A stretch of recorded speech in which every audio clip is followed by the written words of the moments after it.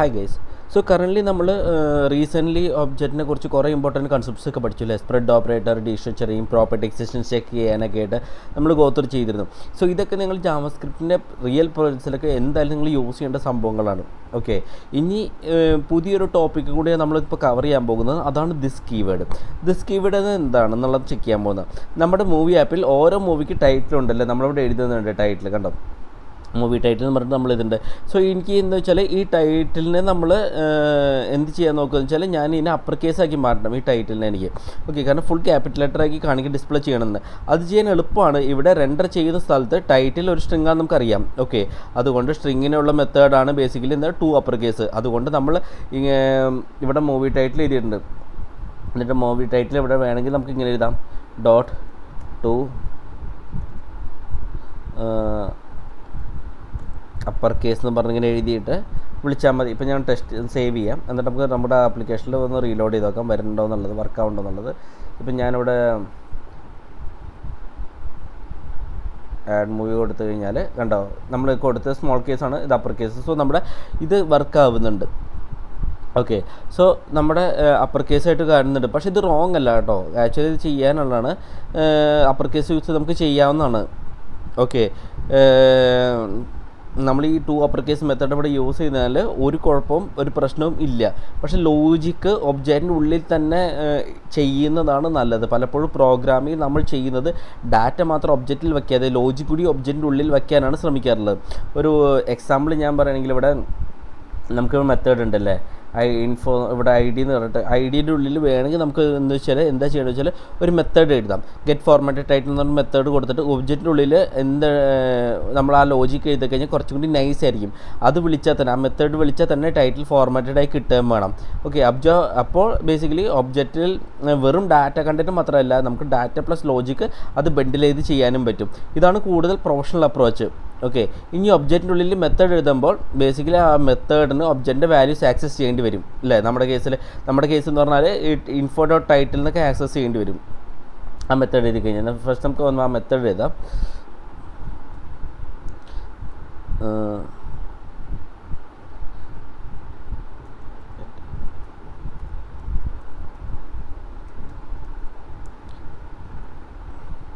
Get formatted title.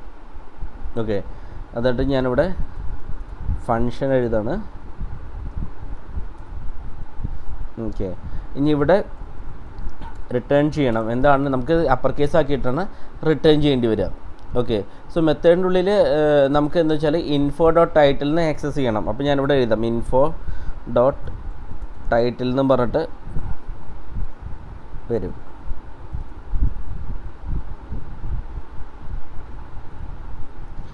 Info dot, ഞാൻ തൽക്കാലം this remove ചെയ്യാം.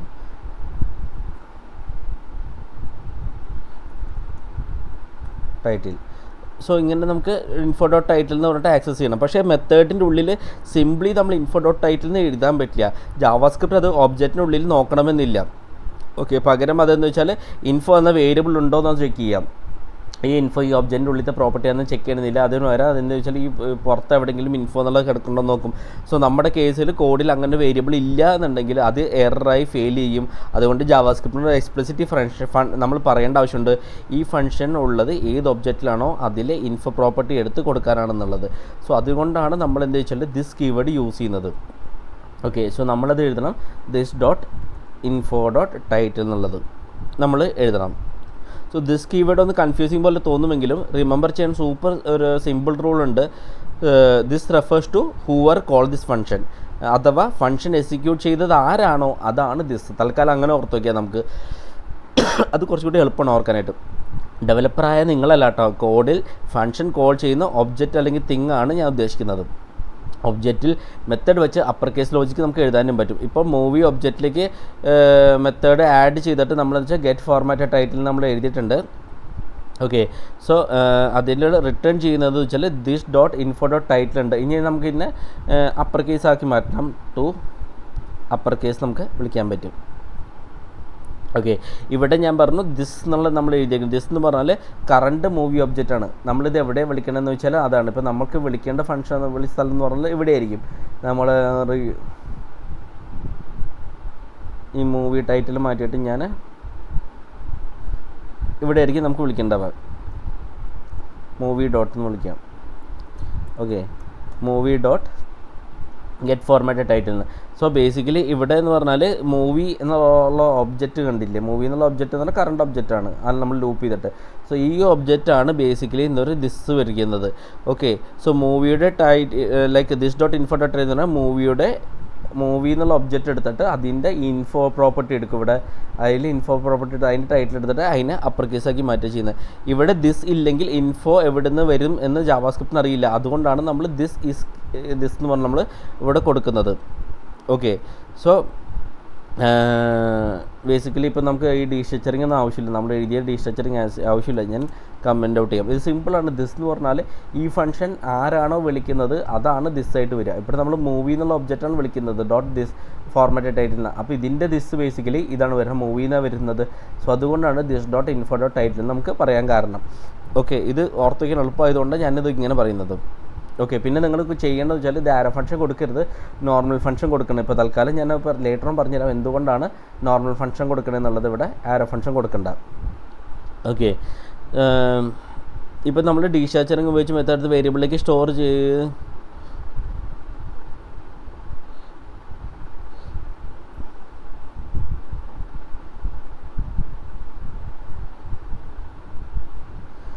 നമ്മൾ ഇവിടെ എഴുതിയിട്ടുണ്ട്. ഇപ്പോൾ നമ്മൾ കീ വെച്ചിട്ട് ദിസ് നമ്മൾ റെഫർ ചെയ്തു. ഇപ്പോൾ ഫംഗ്ഷൻ കോൾ ഇങ്ങനെയാണ്, മൂവി ഡോട്ട് ഫോർമാറ്റ് ടൈറ്റിലാണെന്ന് നമ്മൾ പറഞ്ഞു. ഇനി ഫംഗ്ഷൻ്റെ മുന്നിലുള്ള തിങ് ആണ് ദിസ്. അത് ഞാൻ നേരത്തെ പറഞ്ഞിരുന്നു. ഫംഗ്ഷൻ്റെ മുന്നിലുള്ള നമ്മൾ എഴുതുന്നത് മുന്നിലുള്ള എന്താണോ വെച്ചാൽ അതാണ് ഇവിടെ ദിസ് വരുന്നത്. Okay, so this refers to movie ഒബ്ജക്റ്റിലുള്ള ഇൻഫോ ഉണ്ട്, ഇൻഫോയിൽ ടൈറ്റിലുണ്ട്. അതുകൊണ്ട് this dot info dot title to upper കേസാണ് നമ്മൾ യൂസ് ചെയ്യുന്നത്. അത് പെർഫെക്റ്റ്ലി വർക്ക് ചെയ്യും. ഇപ്പോൾ നമുക്ക് ടെസ്റ്റ് ചെയ്ത് നോക്കാം വർക്ക് ആവുന്നുണ്ടെന്നുള്ളത്. ഞാൻ സേവ് ചെയ്യാം, എന്നിട്ട് നമുക്കൊന്ന് റീലോഡ് ചെയ്ത് നോക്കാം നമ്മുടെ ആപ്ലിക്കേഷനിൽ വർക്ക് ആവുന്നുണ്ടെന്നുള്ളത്. ഒന്ന് റീലോഡ് ചെയ്ത് കഴിഞ്ഞിട്ട് ഞാനിവിടെ ആഡ് മൂവി കൊടുത്തു കഴിഞ്ഞാൽ സംഭവം വർക്കായി. നമ്മൾ ലോവർ കേസ് കൊടുത്തത് ഇത് അപ്പർ കേസാക്കി ചേഞ്ച് ചെയ്തിട്ടുണ്ട്. സോ ടൈറ്റിൽ അപ്പർ കേസായി തന്നെ ഔട്ട്പുട്ടായിട്ട് വരുന്നുണ്ട്. അപ്പോൾ ദിസ് കീവേഡ് മെയിനായിട്ട് ഒബ്ജക്റ്റ് മെത്തേഡ്സിലാണ് നമ്മൾ യൂസ് ചെയ്യുക. പിന്നെ ദിസ് എന്ന് പറഞ്ഞാൽ ഫംഗ്ഷൻ കോൾ ചെയ്തത് ആരാണോ അതാണ് ദിസ്. ഈസിയസ്റ്റ് വേ എന്ന് വെച്ചാൽ ഡോട്ടിൻ്റെ മുന്നിൽ ഒബ്ജക്റ്റ് ആണ് ദിസ് വരിക. നമ്മൾ അങ്ങനെയാണ് ഞാൻ കുറച്ചുകൂടി എളുപ്പമായിട്ട് ഓർത്ത് വയ്ക്കുന്നത്. സോ അതാണ് ഞാൻ നിങ്ങൾക്ക് പറഞ്ഞത്. ഈ ഡോട്ടിൻ്റെ മുന്നിൽ എന്താണോ അത് കിടക്കുന്നത് അതാണ് ദിസ് എന്ന് ബേസിക്കലി. സോ ഇന്നത്തെ വീഡിയോ ഇവിടെ വെച്ച് റാപ്പപ്പ് ചെയ്യാണ്. നമുക്ക് നെക്സ്റ്റ് വീഡിയോയിൽ കാണാം. Thanks a lot, by.